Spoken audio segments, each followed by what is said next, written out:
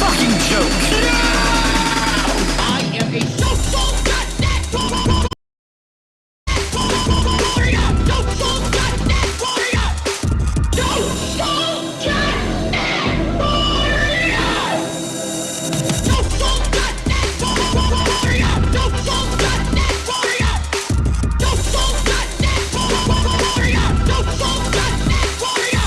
I am social justice warrior. Okay, guys, let's just get right to it because I don't want to miss a single second of this. We got the debate starting in 30 seconds. I am going to have a whiteboard on the screen here. I'm going to be keeping points for everyone. Here we go. Let's waste no time. Let's get to it. A minute away from tonight's simulcast of the CNN presidential debate in Atlanta here on the C-SPAN networks. Again, hello about to everyone 90 joining minutes us tonight. of Hope debate that you're all doing expected well. tonight between President Biden and former President Trump. Following the debate, our coverage continues right here. We'll take your phone calls and your reaction on social media. We'll also be live with surrogates from the campaigns inside. See the new shelf I got? I'll rebuild it for me. Yeah, it's pretty good. Pretty excited about it. Go. Here we go, boys! Georgia, a key battleground state All right. in the race for the White House. In just moments, the current U.S. president will debate the former U.S. president as their party's presumptive nominees, a first in American history. We want to welcome our viewers in the United States and around the world to our studios in Atlanta. This is the CNN presidential debate. This debate is being produced by CNN and is No coming to you interruptions live tonight, on please. CNN, Thank you. CNN International, CNN.com, Thank you, everyone. CNN Max, No interruptions. and CNN Espanol. This is a pivotal moment. I want to be able to hear the between president. Joe Biden and former President Donald Trump. You know what I mean? In their So rematch please, for no the nation's interrupt. highest Please, office. please, no Each interruptions. will make his case to the American people with just over 4 months until Seriously, election no. day. Good evening, I'm Dana Bash, anchor of CNN's Inside Politics and co-anchor of State of the Union. I'm Jake Tapper, anchor of CNN's The Lead and co-anchor of State of the Union. Dana and I will co-moderate this evening. I'll be Our talking job on the is phone to in the live chat. facilitate a debate. I don't even want to between talk the two over it that candidates much. tonight. Before we introduce them, we want to share the rules of the debate with the audience at home. Former President Trump will be on the left side of the screen. President Biden will be appearing on the right. A coin toss determined their positions. Each candidate will have 2 minutes to answer a question and 1 minute each for responses and rebuttals. An additional minute for follow-up, clarification, or response is at the moderator's discretion. When it's time for a candidate to speak, his microphone will Down be here turned or up on, there? and You his want me in the opponent's top left corner or microphone the bottom will be left? turned off. Should a candidate interrupt when his microphone is muted, he will be difficult don't to start doing understand this today, for Art. viewers at Do home. not start. At the Based end on of what the I've debate, each learned, candidate we're will get pulling 2 for minutes Trump, for right, closing Copper?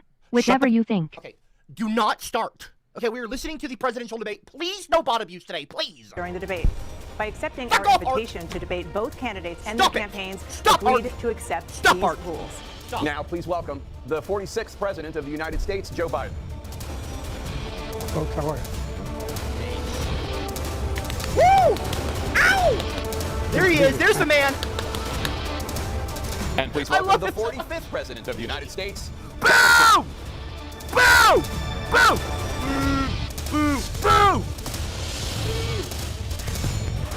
You fucking suck, Trump! Go fuck Gentlemen, thanks yourself, so much Trump! for being here. Let's begin the debate, and let's start with the issue that voters consistently say is their top concern, the economy. President Biden, inflation has slowed, but prices remain high. Since you took office, the price of essentials has increased. For example, a basket of groceries that cost $100 then now costs more than $120. And typical home prices have jumped more than 30%. What do you say to voters who feel they are worse off under your presidency than they were under President Trump? We got to take a look at what I was left when I became president and what Mr. Trump left me. We had an economy that was in free fall. The pandemic was so badly handled. Many people were dying. All he said was, it's not that serious. Just inject a little bleach into your arm. You'll be all right. The economy collapsed. There were no jobs. Unemployment rate rose to 15%. It was terrible. And so what we had to do is try to put things back together again. And that's exactly what we began to do. We created 15,000 new jobs. We brought out in a position where we have 800,000 new manufacturing jobs. But there's more to be done. There's more to be done. Working class people are still in trouble. I come from Scranton, Pennsylvania. I come from a household where the kitchen table, if the things weren't able to be met during the month, it was a problem. The price of eggs, the price of gas, the price of housing, the price of a whole range of things. That's why I'm working so hard to make sure I deal with those problems. And we're going to make sure that we reduce the price of housing. We're going to make sure we cap rents so corporate greed can't take over. The combination that I was left with in corporate greed is the reason why we're in this problem right now. In addition to that, we're in a situation where if you take a look at all that was done in his administration, he didn't do much at all. By the time he left, things were in chaos, literally chaos. And so we put things back together. We created, I said, those jobs. We make sure we had a situation where we now We brought down the price of prescription drugs, which is a major issue for many people, to $15 for a insulin shot as opposed to $400. No senior has to pay more than $200 for any drug, all the drugs they can include beginning next year. And the situation is we're going to make that available to everybody, to all Americans. So we're working to bring down the price around the kitchen table, and that's what we're going to get done. Thank you. President Trump? We have the greatest economy in the history of our country. We have never done so well. Everybody was amazed by it. Other countries were copying us. We got hit with COVID. And when we did, we spent the money necessary so we wouldn't end up in a Great Depression, the likes of which we had in 1929.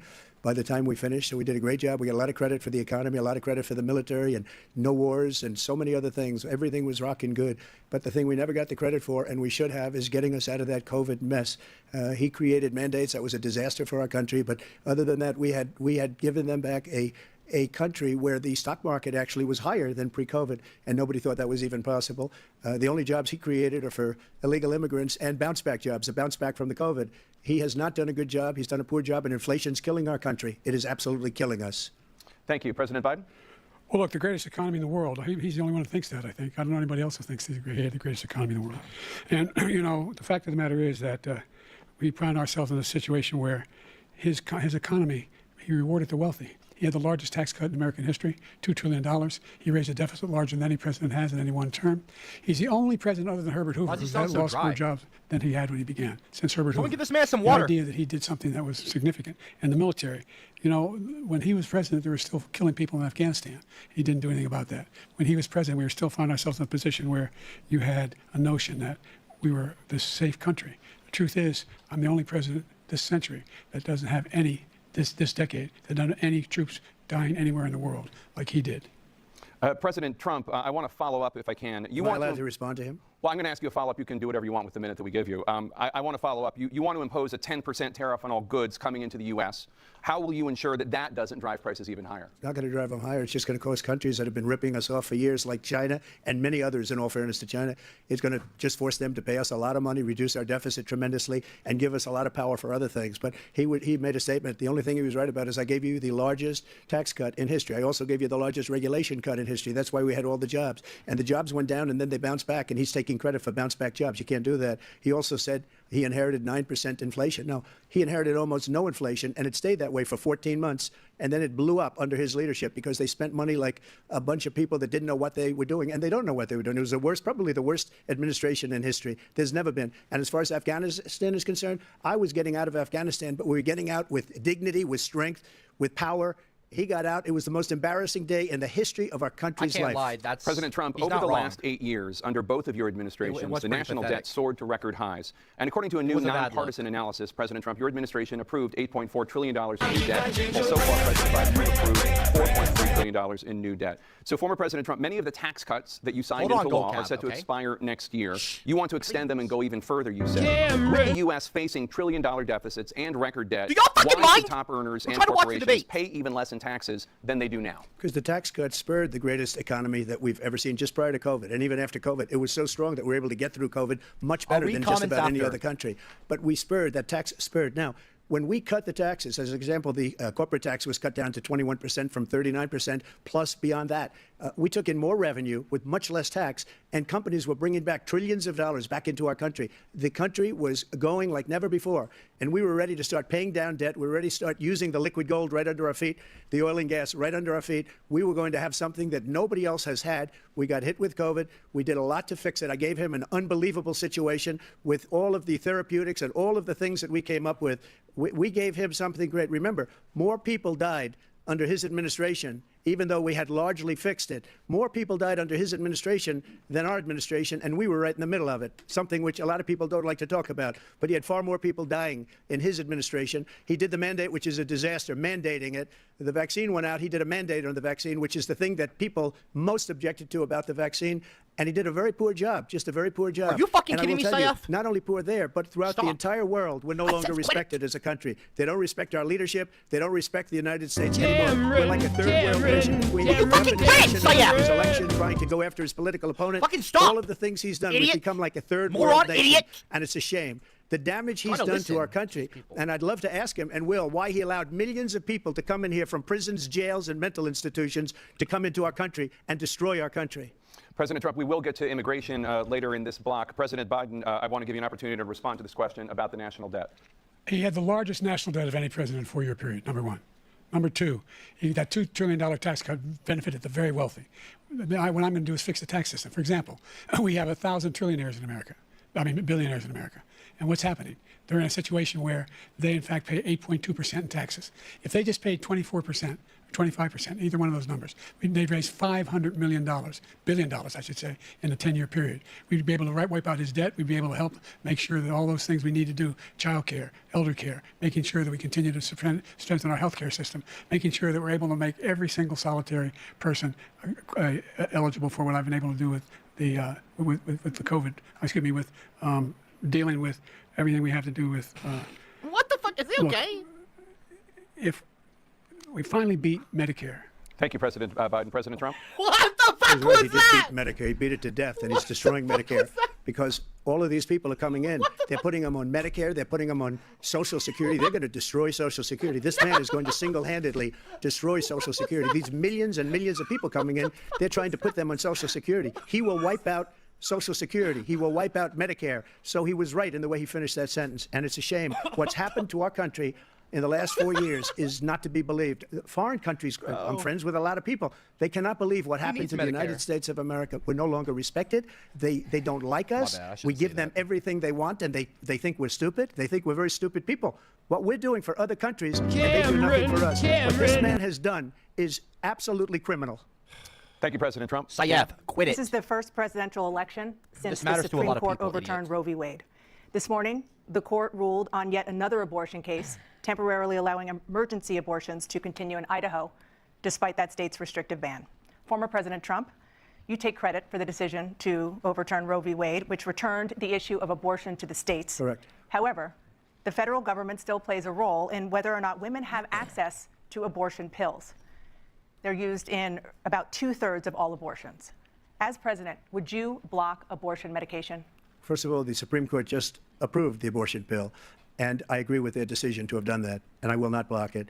And if you look at this whole question that you're asking, complex but not really complex. 51 years ago, you had Roe v. Wade, and everybody wanted to get it back to the states. Everybody, without exception. Democrats, Republicans, liberals, conservatives, everybody wanted it back. Religious leaders.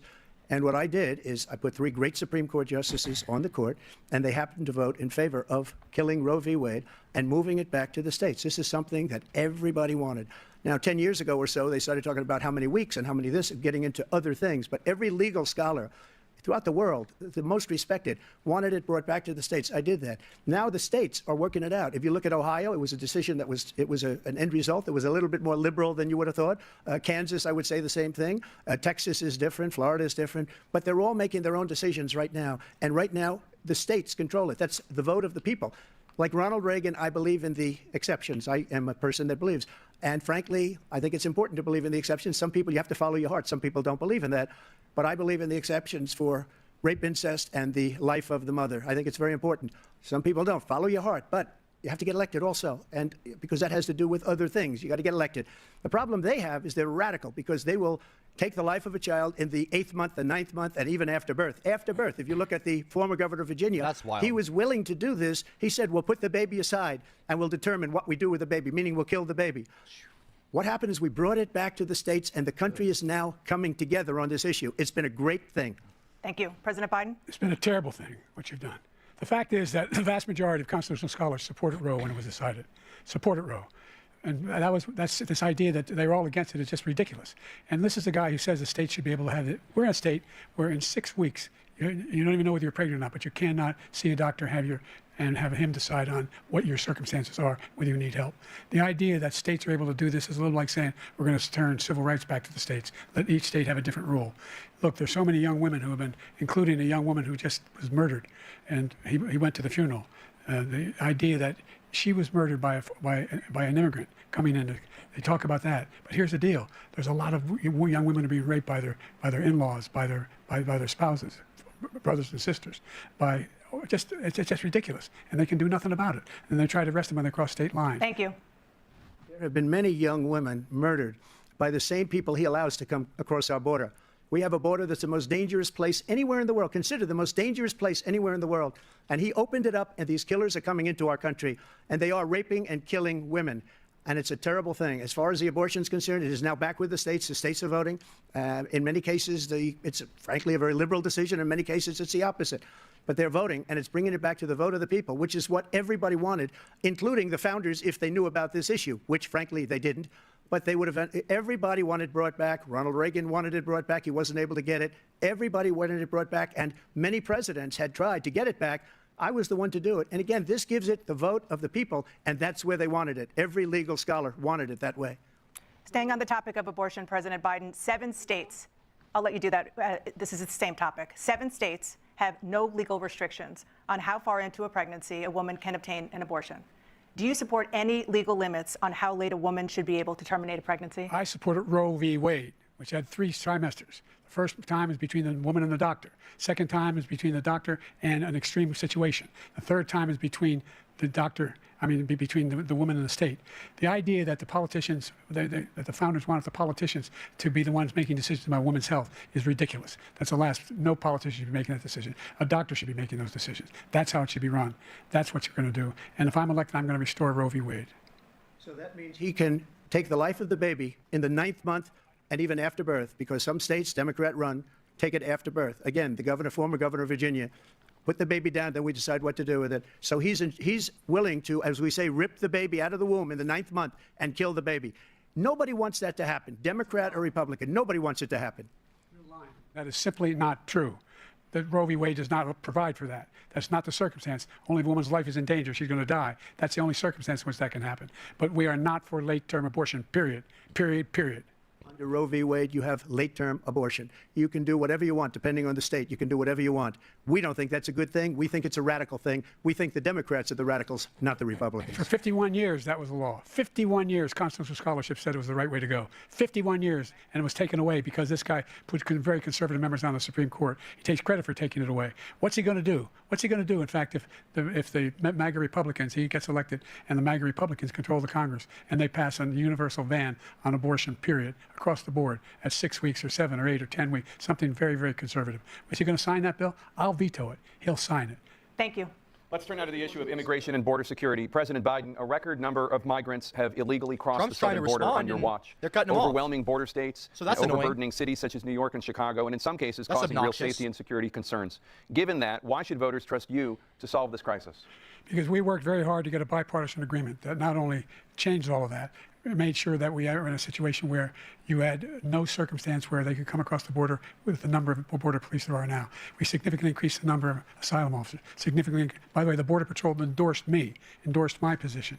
In addition to that, we found ourselves in a situation where when he was president, he was separating babies from their mothers, putting them in cages, making sure the families were separated.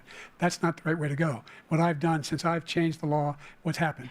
I've changed it in a way that now you're in a situation where there are 40% fewer people coming across the border illegally. That's better than when he left office. And I'm going to continue to move until we get the total ban on the total initiative relative to what we can do with more Border Patrol and more asylum officers. President Trump? I really don't know what he said at the end of that sentence. I don't think he knows what he said either. Look, we had the safest border in the history of our country. All he had to do was leave it. All he had to do was leave it. He decided to open up our border, open up our country to people that are from prisons, people that are from mental institutions, insane asylum, terrorists. We have the largest number of terrorists coming into our country right now, all terrorists, all over the world, not just in South America, all over the world. They come from the Middle East, everywhere. All over the world, they're pouring in. And this guy just left it open. And he didn't need legislation because I didn't have legislation. I said, close the border. We had the safest border in history. In that final couple of months of my presidency, we had, according to Border Patrol, who is great, and by the way, who endorsed me for president, but I won't say that, but they endorsed me for president. Brandon, just speak to him. But look, we had the safest border in history. Now we have the worst border in history. There's never been anything like it. And people are dying all over the place, including the people that are coming up in caravans. Thank you, President Trump. President Biden? The only terrorist who's done anything crossing the border is one who came along and killed 3, under his administration, killed an Al-Qaeda person come in his administration, killed 3 American soldiers, killed 3 American soldiers. That's the only terrorist that's there. I'm not saying that no terrorist ever got through, but the idea they're emptying their prisons, we're welcoming these people, that's simply not true. There's no data to support what he said. Once again, he's exaggerating, he's lying. President Trump, What did he staying even on the say? topic of immigration, you've said that you're going to carry out, What? quote, the largest domestic deportation operation in American history, unquote. Does that mean that you will deport every undocumented immigrant in America, including those who have jobs, including those whose spouses are citizens, and including those who have lived here for decades? And if so, how will you do it? Just 1 second. He said we killed 3 people. The people we killed are al-Baghdadi and Soleimani, the 2 greatest terrorists, biggest terrorists anywhere in the world, and it had a huge impact on everything, not just Huge. border, on Had a everything. huge impact. He's the one that killed Huge. people with the bad water, including hundreds of thousands of people dying. Smoke weed and every also day. killing our citizens when they come in. We are living right now in a rat's nest. They're killing our people in New York, in California, in every state in the union because we don't have borders anymore. Every state is now a border. And because of his ridiculous, insane, and very stupid policies, people are coming in and they're killing our citizens at a level that we've never seen. We call it migrant crime. I call it Biden migrant crime. They're killing our citizens at a level that we've never seen before. And you're reading it like these 3 incredible young girls over the last few days. One of them, I just spoke to the mother, and they just had the funeral for this girl, 12 years old. This is horrible what's taken place. What's taken place in our country, we're literally an uncivilized country now. He doesn't want it to be. He just doesn't know. He opened the borders. Nobody's ever seen anything like. And we have to get a lot of these people out, and we have to get them out fast because they're going to destroy our country. Just take a look at where they're living. They're living in luxury hotels in New York City and other places. Our veterans are on the street. They're dying because he doesn't care about our veterans. He doesn't care. He doesn't like the military at all.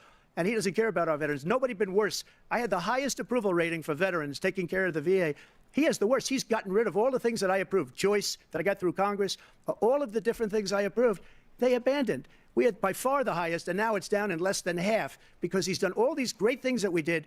And I think he did it just because I approved it, which is crazy. But he has killed so many people at our border by Thank you, allowing President Trump. all of these people to come in. President and it's a Biden? very sad day in America. President Biden, you have the mic. Every single thing he said is a lie. Every single one. For example, veterans are a hell of a lot better off since I passed the PACT Act. 1 million of them now have insurance, and their families have it. Their families have it because what happened, whether it was Agent Orange or burn pits, they're all being covered now. And his group opposed that. We're also in a situation where we have great respect for veterans. My son spent a year in Iraq, living right next to one of those burn pits, came back with stage 4 glioblastoma. I was recently in France for D-Day, and I spoke to all about those heroes that died. I went to the World War I cemetery he refused to go to. He was standing with his 4-star general, and he told me, he said, I don't want to go in there because they're a bunch of losers and suckers. My son was not a loser, was not a sucker. You're the sucker. You're the loser. President Why are you Trump? calling them names? First of all, that was a made-up quote, suckers and losers. They made it up. It was in a third-rate magazine that's failing, like many of these magazines. He made that up. He put it in commercials. We've notified him. We had 19 people that said I didn't say it. And think of this. Who would say I'm at a cemetery or I'm talking about our veterans? Because nobody's taken better care. I'm so glad this came up, and he brought it up. Wild. There's nobody that's taken better care of our soldiers than I have. To think that I would, in front of generals and others, say suckers and losers. We have 19 people that said it was never said by me. It was made up Yeah, by that him, was just like stupid. Russia Why would was he say made up, that? just like the 51 intelligence agents are made up, just like the new thing with the 16 economists are talking. It's the same thing. 51 intelligence agents said that the laptop was Russia disinformation. It wasn't. That came from his son, Hunter. It wasn't Russia disinformation. He made up the suckers and losers, so he should apologize to me right now.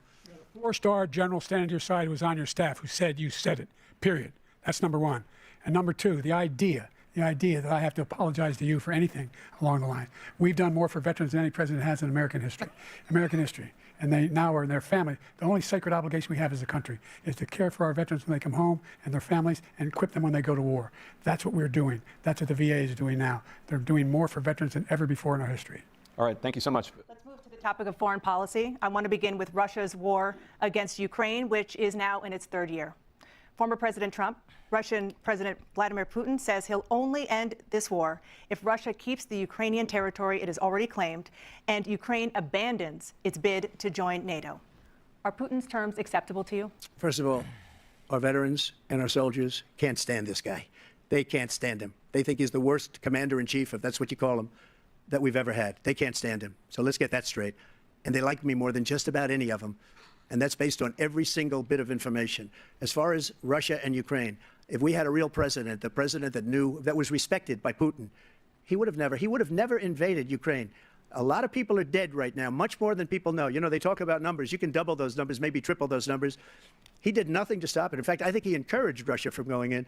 I'll tell you what happened. He was so bad with Afghanistan. It was such a horrible embarrassment, most embarrassing moment in the history of our country, that when Putin watched that and he saw the incompetence, that he should have fired those generals, like I fired the one that you mentioned, and so he's got no love lost. But he should have fired those generals. No general got fired for the most embarrassing moment in the history of our country, Afghanistan, where we left billions of dollars of equipment behind. We lost 13 beautiful soldiers, and 38 soldiers were obliterated. And by the way, we left people behind, too. We left American citizens behind. When Putin saw that, he said, you know what? I think we're going to go in and maybe take this was his dream. I talked to him about it, his dream. The difference is he never would have invaded Ukraine. Never.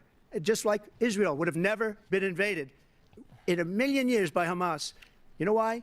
Because Iran was broke with me. I wouldn't let anybody do business with them. They ran out of money. They were broke. They had no money for Hamas. They had no money for anything. No money for terror. That's why you had no terror at all during my administration. This place, the whole world is blowing up under him. President Biden? I've never heard so much malarkey in my whole life. Look, the fact of the matter is that we're in a situation where, let's take the last point first. Iran attacked American troops, caused brain damage for a number of these troops, and he did nothing about it recently, not when he was president. They attacked. He said they're just having headaches. That's all it is. He didn't do a thing when the attack took place, number one. Number two, we got over 100,000 Americans and others out of Afghanistan during that airlift. Number three, we found out in a situation where, if you take a look at what Trump did in Ukraine, this guy told Ukraine